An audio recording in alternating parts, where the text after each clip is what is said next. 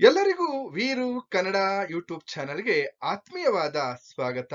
ನಾನು ನಿಮ್ಮ ವೀರು ಕನ್ನಡ ಸರ್. ಇನ್ನೂ ಕೂಡ ನನ್ನ ಚಾನೆಲ್ ಅನ್ನ ಸಬ್ಸ್ಕ್ರೈಬ್ ಮಾಡ್ಕೊಂಡಿಲ್ಲ ಅಂತಂದ್ರೆ ಸಬ್ಸ್ಕ್ರೈಬ್ ಮಾಡ್ಕೊಳ್ಳಿ. ಹಾಗೆ ನಿಮ್ ಸ್ನೇಹಿತರಿಗೂ ಕೂಡ ನನ್ನ ಚಾನೆಲ್ ಬಗ್ಗೆ ಮಾಹಿತಿಯನ್ನ ನೀಡಿ ಅಂತ ಹೇಳ್ತಾ, ಹಾಗೆ ಲೈಕ್ ಮಾಡಿ. ನನ್ನ ಚಾನೆಲ್ ಅಲ್ಲಿ ಐಪ್ ಅನ್ನುವಂತ ಒಂದು ಸಿಂಬಲ್ ಕಾಣಿಸುತ್ತೆ, ಐಪ್ ಕೂಡ ಕೊಡ್ಬೋದು ಅಂತ ಹೇಳ್ತಾ, ಥ್ಯಾಂಕ್ಸ್ ಅಂತ ಹೇಳಿ ಸೂಪರ್ ಚಾಟ್ ಕೂಡ ಮಾಡ್ಬೋದು ಅಂತ ಹೇಳ್ತಾ, ಈಗ ನೇರವಾಗಿ 4ನೇ ಸೆಮಿಸ್ಟರ್ BCom ವಿದ್ಯಾರ್ಥಿಗಳಿಗಾಗಿ, BCU ವಿದ್ಯಾರ್ಥಿಗಳಿಗಾಗಿ ಇವತ್ತಿನ ತರಗತಿಯಲ್ಲಿ ನಾನು ಇಲ್ಲಿ ಈರಪ್ಪ ಎಂ ಕಂಬಳಿಯವರು ಬರೆದಿರ್ತಕ್ಕಂತಹ ಮೊಬೈಲ್ ಫೋಬಿಯಾ ಅನ್ನುವಂತಹ ಪ್ರಬಂಧದ ಬಗ್ಗೆ ಇವತ್ತಿನ ತರಗತಿಯಲ್ಲಿ ನಾನು ಚರ್ಚೆಯನ್ನ ಮಾಡ್ತಾ ಇದ್ದೀನಿ. ನೋಡಿ, ಈ ಮೊಬೈಲ್ ಫೋಬಿಯಾ ಅನ್ನುವಂತಹ ಪ್ರಬಂಧವನ್ನ ಇಲ್ಲಿ ಅವರು ಬರೆದಿರ್ತಕ್ಕಂತಹ ಕಳ್ಳಿಯ ಹಾಲು ಅನ್ನುವಂತಹ ಪ್ರಬಂಧ ಸಂಕಲನದಿಂದ ಆಯ್ಕೆ ಮಾಡಿಕೊಳ್ಳಲಾಗಿದೆ.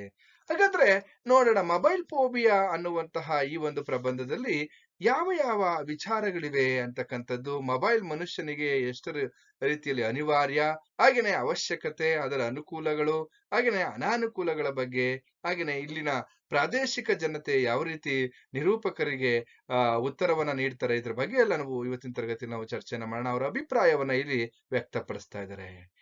ನೋಡಿ, ಆಧುನಿಕ ಈ ಸಂವಹನ ಮಾಧ್ಯಮಗಳಲ್ಲಿ ಅಂಥದ್ರಲ್ಲೂ ಕೂಡ ಇವತ್ತು ನಾವು ಕ್ಷಿಪ್ರ ಕ್ರಾಂತಿಯನ್ನ ಕಾಣ್ತಾ ಇರ್ತಕ್ಕಂಥದ್ದು, ಅಥವಾ ಇಲ್ಲಿ ಕ್ರಾಂತಿಗೆ ಕಾರಣವಾಗಿರ್ತಕ್ಕಂತಹದ್ದು ಯಾವ್ದಪ್ಪ ಅಂದ್ರೆ ಈ ಪುಟ್ಟ ಸಂವಹನ ಸಾಧನ ಯಾವ್ದಂದ್ರೆ ಮೊಬೈಲ್. ಯಾಕೆಂದ್ರೆ ಇವತ್ತು ಮೊಬೈಲ್ ಅಂತಕ್ಕಂಥದ್ದು ಇಲ್ಲಿ ಒಂದ್ ರೀತಿಯಲ್ಲಿ ಎಲ್ಲರ ಮನೆಯಲ್ಲಿಯೂ ಕೂಡ ಈ ಮೊಬೈಲ್ ಅಂತಕ್ಕಂಥದ್ದು ಎಲ್ಲರ ಮನದಲ್ಲಿಯೂ ಕೂಡ ಇವತ್ತು ಮನೆ ಮಾಡಿರ್ತಕ್ಕಂಥದ್ದನ್ನ ನಾವು ಗಮನಿಸ್ತಾ ಹೋಗ್ಬೋದು. ಹಾಗೇನೆ ಈಗ ವಿಶ್ವವೇ ಒಂದು ಕುಟುಂಬ, ಪ್ರತಿಯೊಬ್ಬನು ಮೊಬೈಲ್ ಸಂಪರ್ಕ ಜಾಲದಲ್ಲಿ ಸೇರಿಕೊಂಡಿರುವುದರಿಂದ ಸಾಗರದ ಆಚೆ ಇರ್ತಕ್ಕಂತಹ ವ್ಯಕ್ತಿಗಳ ಜೊತೆಯಲ್ಲಿಯೂ ಕೂಡ ಇವತ್ತು ಮನಸ್ಸು ಮತ್ತೆ ಹೃದಯಗಳು ಸಮೀಪವಾಗ್ತಾ ಇರ್ತಕ್ಕಂಥದ್ದನ್ನು ಗಮನಿಸ್ತಾ ಹೋಗ್ಬೋದು. ಹಾಗೇನೆ ಕೆಲವೊಂದು ಸಾರಿ ಸಾರ್ವಜನಿಕ ಸ್ಥಳದಲ್ಲಿ ಎಲ್ಲೋ ಒಂದ್ ಕಡೆ ಅವು ಆ ಸಾರ್ವಜನಿಕರ ನೆಮ್ಮದಿಯನ್ನ ಹಾಳು ಮಾಡ್ತಾ ಇರ್ತಕ್ಕಂಥದ್ದನ್ನ ನಾವು ಗಮನಿಸ್ತಾ ಹೋಗುದು. ಯಾಕಂದ್ರೆ ಬಸ್ಸಲ್ಲಿ ಚಲಿಸ್ತಾ ಇರ್ತಕ್ಕಂಥ ಸಂದರ್ಭದಲ್ಲಿ. ಹಾಗೆ ಇವತ್ತು ಇಂದು ಏನಪ್ಪಾ ಅಂದ್ರೆ ಮೊಬೈಲ್ಗೆ ಯಾವುದೇ ರೀತಿಯಾದಂತ ಜಾತಿ, ಧರ್ಮ, ಇಲ್ಲಿ ಎಲ್ಲೋ ಒಂದ್ ಕಡೆ ಅಂತಸ್ತು, ವಯಸ್ಸು, ಹೀಗೆ ಹೆಣ್ಣು ಗಂಡು ಯಾವುದರ ಲಿಂಗ ಭೇದವಿಲ್ಲದೆ ಇಲ್ಲಿ ಸಮಾನತೆಯನ್ನ ಸಾಧಿಸ್ತಾ ಇರ್ತಕ್ಕಂಥದ್ದು ಯಾವುದಾದ್ರೂ ಒಂದು ಸಾಧನ ಇದ್ರೆ ಅದು ಮೊಬೈಲ್ ಎನ್ನುವಂತಹ ವಿಚಾರವನ್ನ ಲೇಖಕರು ಹೇಳ್ತಾ ಇದ್ದಾರೆ. ಯಾಕೆಂದ್ರೆ ಇವತ್ತು ಮನುಷ್ಯನ ಇಲ್ಲಿ ಏನಪ್ಪಾ ಅಂದ್ರೆ ತನ್ನ ಬೆರಳಿನ ತುದಿಯಿಂದಲೇ ಇಡೀ ಜಗತ್ತನ್ನ ನೋಡುವಂತಹ ಒಂದು ಸೌಭಾಗ್ಯ ಈ ಮೊಬೈಲ್ ಇಂದ ಬಂದಿರತಕ್ಕಂಥದ್ದು ನಾವಿಲ್ಲಿ ಗಮನಿಸ್ತಾ ಹೋಗ್ಬೋದು. ಹಾಗೇನೆ ಕ್ಷಣಾರ್ಧದಲ್ಲಿಯೇ ಇಲ್ಲಿ ಕೆಲವೊಂದು ಮಾಹಿತಿಯನ್ನ ಪಡ್ಕೊಳ್ತಕ್ಕಂಥದ್ದು ಇರ್ಬೋದು. ಹಾಗೇನೆ ಕ್ಷಣಾರ್ಧದಲ್ಲಿಯೇ ಬೇರೆಲ್ಲೋ ಇರ್ತಕ್ಕಂತಹ ವ್ಯಕ್ತಿಯನ್ನ ಸಂಪರ್ಕ ಮಾಡುವಂತಹ ಒಂದು ಸಂಪರ್ಕ ಸಾಧನವಾಗಿ ಇವತ್ತು ಮೊಬೈಲ್ ಇವತ್ತು ಎಲ್ಲರ ಜನಮಾನಸದಲ್ಲಿ ಎಲ್ಲೋ ಒಂದ್ ಕಡೆ ಮನೆ ಮಾಡಿರ್ತಕ್ಕಂಥದ್ದನ್ನ ನಾವು ಗಮನಿಸ್ತಾ ಹೋಗ್ಬೋದು. ಹಾಗಾದ್ರೆ ಈಗ ಈ ಪ್ರಬಂಧದಲ್ಲಿ ನಾವು ಗಮನಿಸ್ತಾ ಹೋಗೋಣ ನೇರವಾಗಿ. ಇಲ್ಲಿ ಶ್ರಮಿಕ ವರ್ಗದವರು ಇಲ್ಲಿ ಅಂದ್ರೆ ಎಲ್ಲೋ ಒಂದ್ ಕಡೆ ಈ ಬಿಲ್ಡಿಂಗ್ ಕೆಲಸ ಮಾಡ್ತಕ್ಕಂಥವ್ರು, ಇಲ್ಲಿ ಇವ್ರು ಏನ್ ಮಾಡ್ತಾರೆ, ನಿರ್ಮಾಣ ಹಂತದಲ್ಲಿರ್ತಕ್ಕಂತಹ ಒಂದು ದೊಡ್ಡ ಕಟ್ಟಡ, ಆ ಕಟ್ಟಡದ ಕೆಲಸವನ್ನ ಮುಗಿಸ್ಕೊಂಡು ಇಲ್ಲಿ ಶ್ರಮಿಕರು ಹೋಗ್ತಾ ಇರ್ತಕ್ಕಂತಹ ಸಂದರ್ಭದಲ್ಲಿ ಲೇಖಕರು ಆ ಶ್ರಮಿಕರು ಯಾರು, ಅಲ್ಲಿ ಕೆಲಸ ಮುಗಿಸಿ ಅವರ ಎಲ್ಲೋ ಒಂದ್ ಕಡೆ ಗುಡಿಸಲಿಗೆ ಹೋಗ್ತಾ ಇರ್ತಕ್ಕಂತಹ ಜನರನ್ನ ಮಾತಾಡಿಸ್ತಾರೆ ಪ್ರಾದೇಶಿಕತೆಯ ಪ್ರೀತಿಯಿಂದ ಅಂತ. ಯಾಕೆಂದ್ರೆ ಅವರು ಕೂಡ ಎಲ್ಲ ಕಡೆ ಉತ್ತರ ಕರ್ನಾಟಕದವರು ಅನ್ನೋ ರೀತಿಯಲ್ಲಿ ಪ್ರಾದೇಶಿಕವಾಗಿ ಮಾತಾಡಿಸ್ತಾರೆ. ಯಾವ ಊರು ಅಂತೆಲ್ಲ ವಿಚಾರಿಸಿ, ಏನಪ್ಪಾ ಊರಿಗೆ ಪತ್ರ ಗಿತ್ರ ಬರೀತೀಯಾ ಹಂಗ ಅಂತ ಕೇಳ್ತಾರೆ. ಆ ಕೇಳಿದ್ದೆ ತಡ ಅವನೇನ್ ಮಾಡ್ತಾನೆ, ಕಡ್ಡಿ ಮುರಿದಂತೆ ಅಲ್ಲೊಬ್ಬ ವ್ಯಕ್ತಿ ಏನ್ ಮಾಡ್ತಾನೆ, ಪತ್ರ ಯಾಕೆ, ಎಲ್ಲಿಂದ ಬರ್ತ್ರಿ ಸಾಹೇಬ್ರ, ಟೈಮ್ ಎಲ್ಲಿದೆ ಪತ್ರ ಬರೆಯೋದಿಕ್ಕೆ, ಆಯ್ತ್ವಾರ ಅಂದ್ರೆ ಭಾನುವಾರ ಅಲೋ ಅಂದು ನಾವು ಕೈ ತೊಳ್ಕೊಳ್ತೀವಿ. ಆಗ ಲೇಖಕರಿಗೆ ಆಶ್ಚರ್ಯ ಆಗೋಯ್ತು. ನೋಡಿ, ಪತ್ರವನ್ನ ಇಲ್ಲಿ ಪತ್ರ ವ್ಯವಹಾರನೇ ಇಲ್ಲ ನೋಡಿ, ಒಬ್ಬ ಸಾಮಾನ್ಯ ಶ್ರಮಿಕ ವರ್ಗದವರು ಕೂಡ ಇವತ್ತು ಮೊಬೈಲ್ ಅನ್ನ ಇಟ್ಕೊಂಡಿದ್ದಾನೆ. ಹಾಗಾದ್ರೆ ಅವ್ರಿಗೆ ಆಶ್ಚರ್ಯದ ಜೊತೆಗೆ ಎಲ್ಲೋ ಒಂದ್ ಕಡೆ ಜೊತೆಗೆ ಸಂಸ್ಕೃತಿ ಎಲ್ಲ ಒಂದ್ ಕಡೆ ಮಾಯವಾಗ್ತಾ ಇರ್ತಕ್ಕಂಥದ್ದನ್ನ ಇಲ್ಲಿ ಗಮನಿಸ್ತಾ ಹೋಗ್ಬೋದು. ಯಾಕೆಂದ್ರೆ ನಾಗರಿಕತೆ ಅಂತಕ್ಕಂಥದ್ದು ಇಲ್ಲಿ ಬೆಳೆದಂತೆ ಈ ಜಗತ್ತಿನಲ್ಲಿ ಸಂಸ್ಕೃತಿ ಅಂತಕ್ಕಂಥದ್ದು ಮಾಯವಾಗ್ತಾ ಇದೆ ಅಂತ ಲೇಖಕರಿಗೆ ಎಲ್ಲ ಒಂದ್ ಕಡೆ ಚಿಂತೆ ಪ್ರಾರಂಭ ಆಯ್ತು. ಇನ್ನೊಂದ್ ಕಡೆ ಅವರೇ ಅನ್ಕೊಳ್ತಾರೆ, ಓ ಇದು ಮೊಬೈಲ್ ಯುಗ, ಇದು ಪತ್ರ ವ್ಯವಹಾರಗಳ ಯುಗ ಅಲ್ಲ, ಇದು ಮೊಬೈಲ್ ಯುಗ ಅಂತ ಅವ್ರಿಗೆ ಅಲ್ಲಿ ಆ ಶ್ರಮಿಕರನ್ನ ಮಾತಾಡಿಸಿದಂತ ಸಂದರ್ಭದಲ್ಲಿ ಅರ್ಥ ಆಗ್ತಕ್ಕಂಥದ್ದು. ಹಾಗೇನೆ ಹಿಂದೆ ಒಂದಾನೊಂದ್ ಕಾಲದಲ್ಲಿ ಪತ್ರಗಳ ಮೂಲಕ ಸಂಬಂಧಗಳನ್ನ ಬೆಸೆಯುವಂತಹ ಒಂದು ಸಂದರ್ಭ ಇತ್ತು. ಯಾರಾದ್ರೂ ಮನೆಗ್ ಬಂದು ಯಾರೋ ಒಬ್ರು ನೆಂಟ್ರಿಷ್ಟ್ರು ಅಥವಾ ಸಂಬಂಧಿಕರು ಮನೆಗ್ ಬಂದು ಅವ್ರನ್ನ ಸತ್ತಿಸಿ ಅವ್ರು ಊರ್ಗ್ ಹೋದ್ಮೇಲೆ ಪತ್ರವನ್ನ ಬರೀರಿ ಅನ್ನುವಂತಹ ತಲುಪಿದ್ರ ಹೇಗೆ, ನಿಮ್ಮ ಯೋಗಕ್ಷೇಮ ಸಮಾಚಾರಗಳನ್ನ ಈ ಪತ್ರದ ಮೂಲಕ ತಿಳಿಸಿ ಅಂತ ಹೇಳ್ತಾ ಇರ್ತಕ್ಕಂತಹ ಒಂದು ಕಾಲಘಟ್ಟ ಇತ್ತು. ಆದ್ರೆ ಇವತ್ತು ಹೋದ ತಕ್ಷಣನೇ ಕಾಲ್ ಮಾಡು, ಕೈ ಮಾಡು ಅನ್ನುವಂತಹ ಈ ತರದ ವ್ಯವಸ್ಥೆಗಳು ಇವತ್ತು ಬಂದಿದ್ದಾವೆ. ನೋಡಿ, ನಾಗರಿಕತೆ ಬೆಳೆದಂತೆ ನಮ್ಮ ಸಂಸ್ಕೃತಿ ಮಾಯವಾಗ್ತಾ ಇದೆ ಅಂತಕ್ಕಂಥ ಮಾತನ್ನ ಹೇಳ್ತಾ, ಹಾಗೇನೆ ಇನ್ನೂ ಕೂಡ ಮುಂದುವರೆದಂತೆ ನೋಡೋದಾದ್ರೆ ಇಲ್ಲಿ ಲೇಖಕರು ಬಸ್ಸಲ್ಲಿ ಹೋಗ್ತಾ ಇರ್ತಕ್ಕಂಥದ್ದು, ಹೋಗ್ತಾ ಇರ್ತಕ್ಕಂಥ ಸಂದರ್ಭದಲ್ಲಿ ಆ ಸಿಮೆಂಟ್ ಕೆಲಸದ ಹುಡುಗ ಅವನು ಮೊಬೈಲ್ ಅನ್ನ ತೆಗೆದುಕೊಳ್ತಾನ, ಅವನ ಚಡ್ಡಿಯಿಂದ ಮೊಬೈಲ್ ಅನ್ನ ತೆಗೆದುಕೊಂಡು ಹಾಗೆಯೇ ಸುಮ್ಮನೆ ಒಂದೇ ಅವ್ರ ಲೇಖಕರು ನೋಡ್ತಾ ಇದಾರೆ, ಇಲ್ಲ ಒಂದು ಚಿಕ್ಕ ಮೊಬೈಲ್ ಅನ್ನ, ಅವತ್ತಿನ ಕಾಲದ ವಿಚಾರಗಳ ಬಗ್ಗೆ ನಾವು ಮಾತಾಡೋದಾದ್ರೆ ಇಲ್ಲಿ ಕೀಪ್ಯಾಡ್ ಮೊಬೈಲ್ ಇತ್ತಲ್ಲ, ಆ ಒಂದು ಕಾಲಘಟ್ಟದ ವಿಚಾರಗಳನ್ನ ಲೇಖಕರಲ್ಲಿ ಹೇಳ್ತಾ ಇದ್ದಾರೆ. ಹಾಗಾದ್ರೆ ಅಲ್ಲಿ ಮೇಸ್ತ್ರಿಯ ಜೊತೆ ಆ ಹುಡುಗ ಏನ್ ಮಾಡ್ತಾ ಇದ್ದಾನೆ, ಸುದೀರ್ಘವಾಗಿ ಮಾತನಾಡ್ತಾ ಇದ್ದಾರೆ. ಆ ಹುಡುಗನನ್ನ ನೋಡಿ ಲೇಖಕರಿಗೆ ಶಭಾಷ್ ಮಗನೇ ಅನ್ನೋ ರೀತಿಯಲ್ಲಿ ನೋಡಿ ಎಷ್ಟು ನಿರರ್ಗಳವಾಗಿ ಮಾತನಾಡ್ತಾ ಇದ್ದಾನೆ.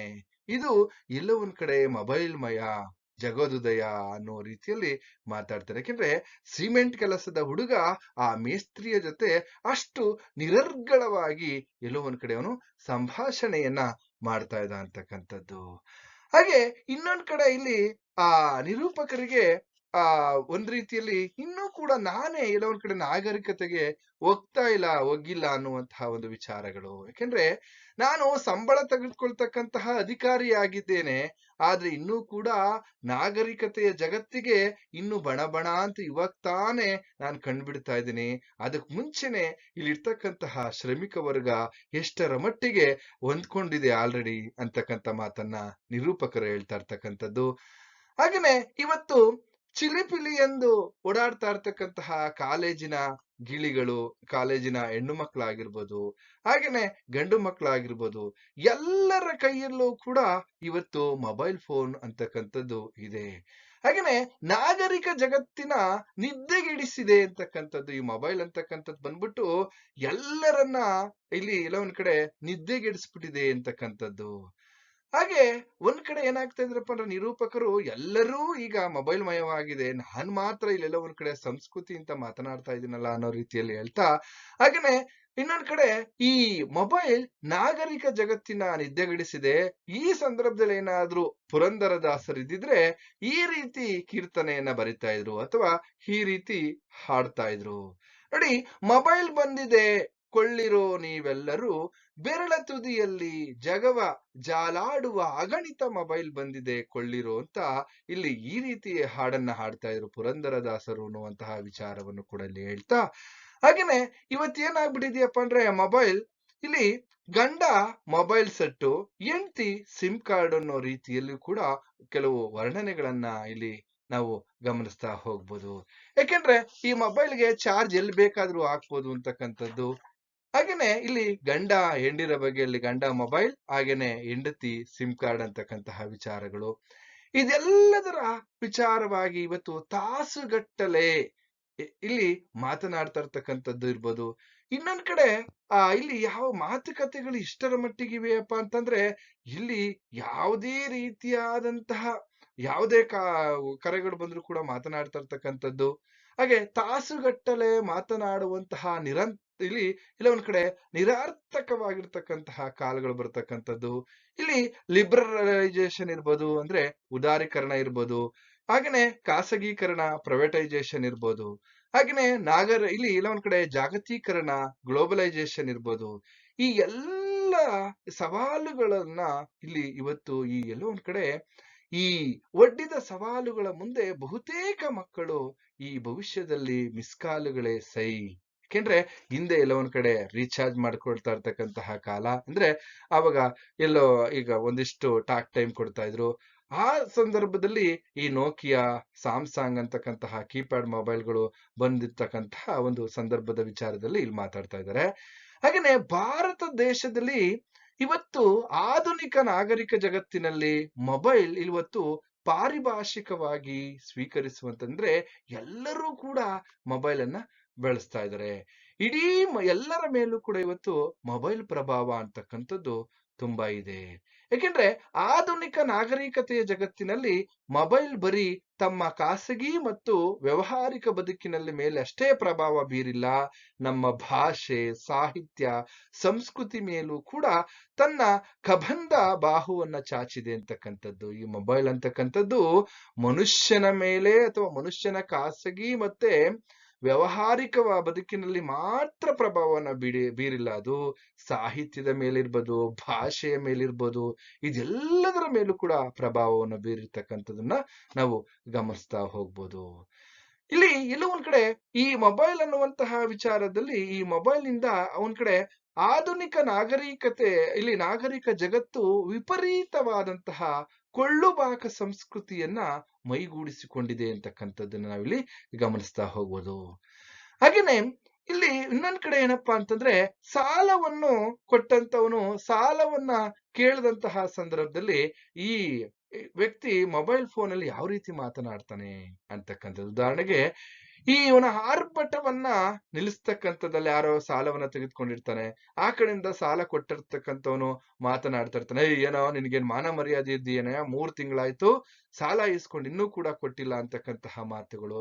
ಆ ಸಂದರ್ಭದಲ್ಲಿ ಸಾಲವನ್ನ ತೆಗೆದುಕೊಂಡಿರ್ತಕ್ಕಂಥವ್ನು ಏನ್ ಮಾಡ್ತಾನೆ, ಮೊಬೈಲ್ ಅನ್ನ ನಾಟ್ ರೀಚಬಲ್ ಮಾಡ್ತಕ್ಕಂಥದ್ದಿರ್ಬೋದು, ಹಾಗೇನೆ ಫೋನ್ ಎತ್ತದಲ್ಲೇ ಇರ್ತಕ್ಕಂಥದ್ದಿರ್ಬೋದು, ಫೋನ್ ಡೈವರ್ಟ್ ಮಾಡ್ತಕ್ಕಂಥದ್ದು, ಇದೆಲ್ಲವನ್ನ ಈ ಮೊಬೈಲ್ ಮನುಷ್ಯನಿಗೆ ಕಲ್ಸ್ಕೊಟ್ಬಿಟ್ಟಿದೆ ಅಂತಕ್ಕಂಥದ್ದು. ಸರಿ, ಇನ್ನೊಂದ್ ಕಡೆ ಇಲ್ಲ ಒಂದ್ ಕಡೆ ಒಮ್ಮೆ ಏನಾದ್ರೂ ಫೋನ್ ಅನ್ನ ಎತ್ತಿದ್ರೆ ಅವನಿಗೆ ಸಮಜಾಯಿಷಿ ನೀಡ್ತಕ್ಕಂಥದ್ದು, ಇದೆಲ್ಲದರ ವಿಚಾರಗಳನ್ನ ತರೇವರಿಯಾದಂತಹ ಈ ನಡವಳಿಕೆಯನ್ನ ಮನುಷ್ಯನಿಗೆ ಈ ಮೊಬೈಲ್ ಕಳ್ಸಿಕೊಟ್ಬಿಟ್ಟಿದೆ. ಯಾವ ಸಂದರ್ಭದಲ್ಲಿ ಹೇಗ್ ಮಾತನಾಡ್ಬೇಕು ಅಂತಕ್ಕಂತಹ ಒಂದು ವ್ಯವಹಾರಿಕ ವಿಚಾರಗಳನ್ನು ಕೂಡ ಈ ಮೊಬೈಲ್ ಕಲ್ಸ್ಕೊಟ್ಟಿದೆ ಅಂತಕ್ಕಂಥದ್ದನ್ನ ನಾವು ಗಮನಿಸ್ತಾ ಹೋಗ್ಬೋದು. ಹಾಗೇನೆ ಈ ಎಲ್ಲ ಕಾವೇರಿ ವಿವಾದಗಳಾಗಿರ್ಬೋದು, ಎಲ್ಲ ವಿಚಾರಗಳಲ್ಲೂ ಕೂಡ ಈ ಮೊಬೈಲ್ ಕೆಲವೊಂದು ವಿಚಾರಗಳನ್ನ ಹೇಳ್ತಾ ಕ್ಷಣಾರ್ಧದಲ್ಲೇ ಮನುಷ್ಯನಿಗೆ ಕೊಟ್ಟಿರ್ತಕ್ಕಂಥದ್ದು ನಾವು ಗಮನಿಸ್ತಾ ಹೋಗ್ಬೋದು. ಹಾಗೇನೆ ಈ ಮನುಷ್ಯ ತಮ್ಮ ದೇಶೀಯತನವನ್ನ ಇಲ್ಲಿ ಪಾಶ್ಚಾತ್ಯರಿಗೆ ಪರಿವರ್ತನೆ ಮಾಡಿದ್ದಾನೆ ಅಂತಕ್ಕಂಥದ್ದು. ಇವತ್ತು ನಾವೇನ್ ಮಾಡ್ತಾ ಇದೀವಪ್ಪ ಅಂದ್ರೆ ಇಲ್ಲಿ ದೇಶೀಯ ಆಹಾರಗಳಿಗೆ ಪಾಶ್ಚಾತ್ಯ ಭಾಷೆಯ ಪರಿವರ್ತನೆ ಆಗಿದೆ. ಇವತ್ತು ನಾವೇನ್ ಮಾಡ್ತಾ ಇದೀವಿ, ಉದಾಹರಣೆಗೆ ಜಾಕ್ ಫ್ರೂಟ್ಸ್ಗೆ ನಾವು ಇಲ್ಲಿ ಅಥವಾ ಹಲಸಿನ ಹಣ್ಣಿಗೆ ಜಾಕ್ ಫ್ರೂಟ್ಸ್ ಅಂತಕ್ಕಂಥದ್ದು, ಹೀಗೆ ಪರಿವರ್ತನೆ ಆಗಿದ್ದೀವಿ ನಾವು ಅಂತಕ್ಕಂಥದ್ದು. ಹಾಗೇನೆ ನೇರಳೆಗೆ ಎಲ್ಲ ಒಂದ್ ಕಡೆ ಜಾಮೂನ್ ಅಂತಕ್ಕಂಥದ್ದು, ಹೀಗೆ ದೇಶೀಯ ಉತ್ಪನ್ನವಾಗಿರ್ತಕ್ಕಂತಹ ತಾಲಿಪಟ್ಟು ಹಾಗೇನೆ ಉತ್ತಪ್ಪಗಳನ್ನ ಮರೆತು ನಾವಿವತ್ತು ಎಲ್ಲೋ ಒಂದ್ ಕಡೆ ಬೆರಣಿ ತಟ್ಟಿದ ಹಾಗೆ ತಟ್ಟಿರ್ತಕ್ಕಂತಹ ಈ ಪಿಜ್ಜಾ ಆಗಿರ್ಬೋದು, ಬರ್ಗರ್ ಆಗಿರ್ಬೋದು, ಈ ಒಂದು ವಿದೇಶಿ ಅಥವಾ ಪಾಶ್ಚಾತ್ಯ ಆಹಾರಗಳಿಗೆ ನಾವು ಈ ಪಾಶ್ಚಾತ್ಯ ತಿಂಡಿಗಳಿಗೆ ನಾವೆಲ್ಲೋ ಒಂದ್ ಕಡೆ ಇವತ್ತು ಗುಲಾಮರಾಗಿದ್ದೀವಿ ಅಂತಕ್ಕಂಥದ್ದು. ಅಥವಾ ಈ ನಾಗರೀಕರಣದ ಅಥವಾ ಇಲ್ಲಿ ನಗರೀಕರಣದ ನಾಜೂಕು ಸಂಸ್ಕೃತಿಯ ಗುಲಾಮರಾಗುತ್ತಿದ್ದೇವೆ. ಈ ನಗರೀಕರಣ ಅಂತಕ್ಕಂಥದ್ದು ಬಂದು ಆ ನಗರೀಕರಣದ ನಾಜೂಕು ಸಂಸ್ಕೃತಿಯ ಗುಲಾಮರಾಗ್ತಾ ಇದ್ದೀವಿ ನಾವು ಅನ್ನುವಂತಹ ಮಾತನ್ನ ಇಲ್ಲಿ ಕವಿ ಹೇಳ್ತಾ ಇದ್ದಾರೆ. ಹಾಗೇನೆ ಬೆಂಗಳೂರಿನ ಈ ಮಹಾನಗರ ಈ ಸಾರಿಗೆ ಬಸ್ಸಿನಲ್ಲಿ ನಿಂತು ಪ್ರಯಾಣಿಸುತ್ತಿದ್ದ ಒಬ್ಬ ಆತ. ಇವರು ಒಮ್ಮೆ ಆ ಬೆಂಗಳೂರಿನಲ್ಲಿ ಸಾರಿಗೆ ಬಸ್ ಅಲ್ಲಿ ಓಡಾಡ್ತಾ ಇರ್ತಕ್ಕಂಥ, ಅಂದ್ರೆ BMTC ಅಲ್ಲಿ ಓಡಾಡ್ತಾ ಇರ್ತಕ್ಕಂಥ ಸಂದರ್ಭದಲ್ಲಿ ಅಲ್ಲಿ ಯಾರೋ ಒಬ್ಬ ಇದಕ್ಕಿದ್ದ ಹಾಗೆ ಫೋನ್ ಅನ್ನ ಎತ್ತುತ್ತಾನೆ. ಅವನು ಇರ್ತಕ್ಕಂಥದ್ದು ಬೆಂಗಳೂರಲ್ಲಿ, ನಾನು ಧಾರವಾಡದಲ್ಲಿದ್ದೇನೆ ಅಂತ ಒಂದೇ ಸಮ ಅರಚ್ಕೊಳ್ತಾ ಇದ್ದಾನೆ. ಆದ್ರೆ ಅವನು ನೋಡಿದ್ರೆ ಬೆಂಗಳೂರಲ್ಲಿದ್ದಾನೆ. ಅಲ್ಲಿ ಇರ್ತಕ್ಕಂಥ ಸುತ್ತಮುತ್ತ ಇರ್ತಕ್ಕಂತಹ ಜನ ಎಲ್ರು ಕೂಡ ನಗ್ತಾ ಇರ್ತಕ್ಕಂತಹ ನಗೆಗಡಲಲ್ಲಿ ತೇಲಾಡ್ತಾ ಇದ್ರು. ಏನ್ ಇಷ್ಟೊಂದು ಸುಳ್ಳು ಹೇಳ್ತಾ ಇದ್ದೇನೆ ಅಂದ್ರೆ, ಮೊಬೈಲ್ ಮನುಷ್ಯನನ್ನ ಹೇಗೆ ಸುಳ್ಳು ಹೇಳ್ಬೇಕು ಅನ್ನೋದನ್ನು ಕೂಡ ಕಲಿಸ್ಕೊಟ್ಬಿಟ್ಟಿದೆ ಅಂತಕ್ಕಂಥದ್ದು ನಾವಿಲ್ಲಿ ಗಮನಿಸ್ತಾ ಹೋಗ್ಬೋದು.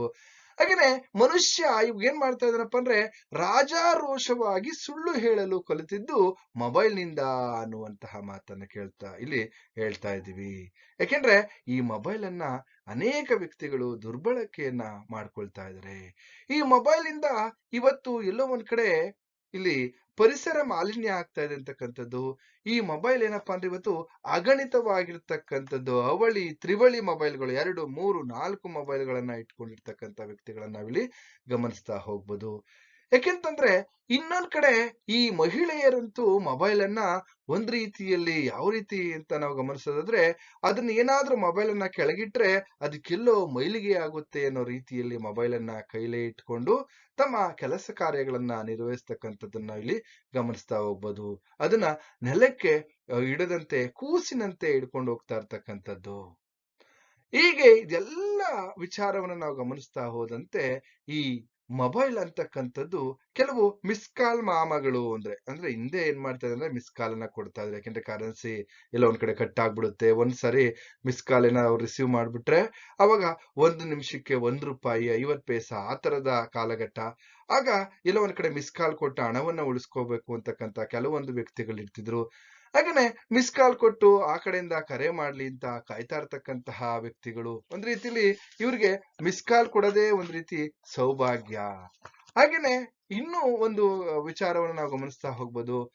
ಅವರು ಕೆಲವರು ಭಯೋತ್ಪಾದಕರಾಗಿರುತ್ತಾರೆ ಅಂತ ಇನ್ನೊಂದು ನಮೂನೆ ಅವ್ರು ಹೇಳ್ತಾರೆ. ಭಯೋತ್ಪಾದಕರು ಅಂದ್ರೆ ಇವ್ರೇನ್ ಮಾಡ್ತಾ ಇದಾರಪ್ಪ ಅಂದ್ರೆ ಪರಿಚಿತರ ಬಳಿ ಕರಾರುವಕ್ಕಾಗಿ ತಮ್ಮ ಮೊಬೈಲ್ ಸಂಖ್ಯೆಯನ್ನ ಪಡೆದು ಒತ್ತಿಲ್ಲದ ಹೊತ್ತಿನಲ್ಲಿ ಫೋನ್ ಹಾಯಿಸ್ತಕ್ಕಂಥದ್ದು. ಇವ್ರನ್ನ ಭಯೋತ್ಪಾದಕರು ಅಂತ ಇಲ್ಲಿ ಲೇಖಕರು ಹೇಳ್ತಾರೆ. ಯಾಕೆಂದ್ರೆ ಒತ್ತಿಲ್ಲದ ಹೊತ್ತಲ್ಲಿ, ಯಾಕಂದ್ರೆ ಅವ್ರ ಹತ್ರ ನಂಬರ್ ತಗೊಂಡಿರ್ತಾರೆ. ನಂಬರ್ ತಗೊಂಡ್ ಏನ್ ಮಾಡ್ತಾರಪ್ಪ ಅಂತಂದ್ರೆ ರಾತ್ರಿ ಹೊತ್ತು ಫೋನ್ ಮಾಡ್ತಕ್ಕಂಥದ್ದು.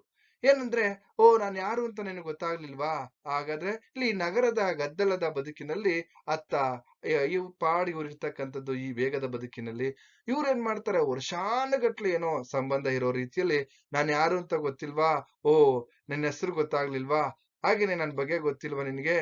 ನೀನ್ ಇಷ್ಟು ಬೇಗ ಮರ್ತ್ಬಿಟ್ಟ, ಹಾಗೆ ಹೀಗೆ ಅಂತ ಒತ್ತಲದ ಹೊತ್ತಿನಲ್ಲಿ ಫೋನ್ ಮಾಡ್ತಕ್ಕಂಥವ್ರನ್ನ ಇಲ್ಲಿ ಭಯೋತ್ಪಾದಕರಿಗೆ ಹೋಲಿಸ್ತಾ ಇದ್ದಾರೆ. ಹೀಗಾಗಿ ಇವತ್ತು ಎಲ್ಲೋ ಒಂದ್ ಕಡೆ ತರಕಾರಿ ಬೆಲೆ ಗಗನಕ್ಕೇರಿತ್ತು, ಆದ್ರೆ ಮೊಬೈಲ್ ವ್ಯಾಪಾರ ಮಾರುಕಟ್ಟೆಯಂತಾಗಿತ್ತು.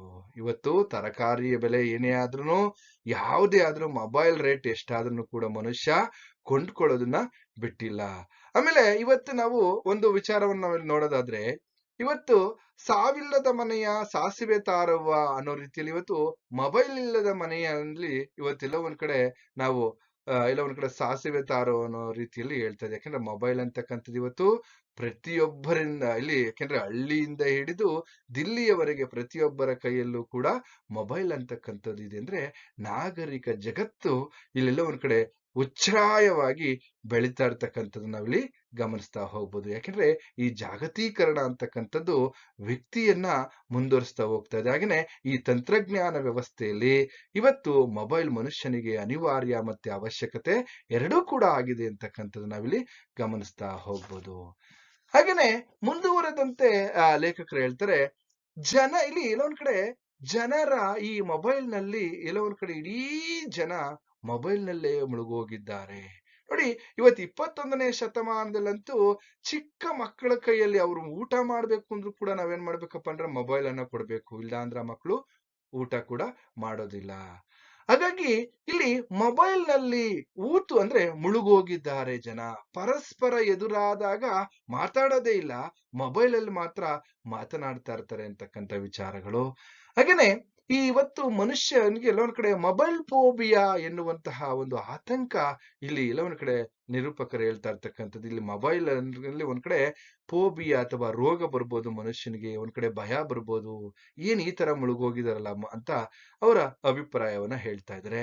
ಹಾಗೇನೆ ಮಾತಿನ ಮಾಲಿನ್ಯ ಆಗ್ತಾ ಇದೆ. ಮಾಹಿತಿ ತಂತ್ರಜ್ಞಾನದ ಎಲ್ಲ ಒಂದ್ ಕಡೆ ಇವತ್ತರಿಂದ ಶಬ್ದ ಮಾಲಿನ್ಯ ಆಗ್ತಾ ಇರ್ತಕ್ಕಂಥದ್ದನ್ನ ಇಲ್ಲಿ ಗಮನಿಸ್ತಾ ಹೋಗ್ಬೋದು ಅಂತಕ್ಕಂಥದ್ದು. ಯಾಕೆಂದ್ರೆ ಇವತ್ತು ಮಕ್ಕಳು ಏನಾದ್ರೂ ಹಾಳಾಗ್ಬೇಕು ಅಂತಂದ್ರೆ ಅವ್ರ ಕೈಗೆ ಮೊಬೈಲ್ ಕೊಟ್ರೆ ಸಾಕು, ಅವ್ರನ್ನ ನೀವ್ಯಾರು ಕೂಡ ಹಾಳು ಮಾಡೋದೇ ಬೇಕಾಗಿಲ್ಲ, ಅವ್ರು ಹಾಳಾಗ್ಬಿಡ್ತಾರೆ ಎನ್ನುವಂತಹ ಅವರ ಒಂದು ನಿಲುವನ್ನ, ಅವರ ಅಭಿಪ್ರಾಯವನ್ನ ಲೇಖಕರು ಇಲ್ಲಿ ಹೇಳ್ತಾ ಇರ್ತಕ್ಕಂಥದ್ದು. ಹಾಗಾಗಿ ಒಟ್ಟಾರೆಯಾಗಿ ನಮ್ಗೇನಪ್ಪಾ ಅಂದ್ರೆ ಈ ಮೊಬೈಲ್ ಅಂತಕ್ಕಂಥದ್ದು ಇಂದಿನ ಸುಮಾರು ಇಲ್ಲಿ ಎಲ್ಲೋ ಒಂದ್ ಕಡೆ ನಾವು ಕೀಪ್ಯಾಡ್ ಮೊಬೈಲ್ ಅನ್ನು ಉಪಯೋಗಿಸ್ತಾ ಇರ್ತಕ್ಕಂಥ ಸಂದರ್ಭದಲ್ಲಿ ಹಾಗೇನೆ ನೋಕಿಯಾ ಆಗಿರ್ಬೋದು, ಇವತ್ತಿನ ಹ್ಯಾಂಡ್ರೈಡ್ ಫೋನ್ಗಳಾಗಿರ್ಬೋದು, ಎಲ್ಲದಕ್ಕೂ ಒಂದ್ ಕಡೆ ಮನುಷ್ಯನಿಗೆ ಅನುಕೂಲನೂ ಕೂಡ ಇದೆ, ಅನಾನುಕೂಲನೂ ಕೂಡ ಇದೆ ಅಂತಕ್ಕಂಥದ್ದನ್ನ ತಿಳಿಸ್ತಾ ಇಲ್ಲಿಗೆ ಈ ಒಂದು ತರಗತಿಯನ್ನ ಮುಗಿಸ್ತಾ ಇದ್ದೀನಿ. ನಿಮ್ಗೆಲ್ರಿಗೂ ಕೂಡ ಶುಭವಾಗ್ಲಿ.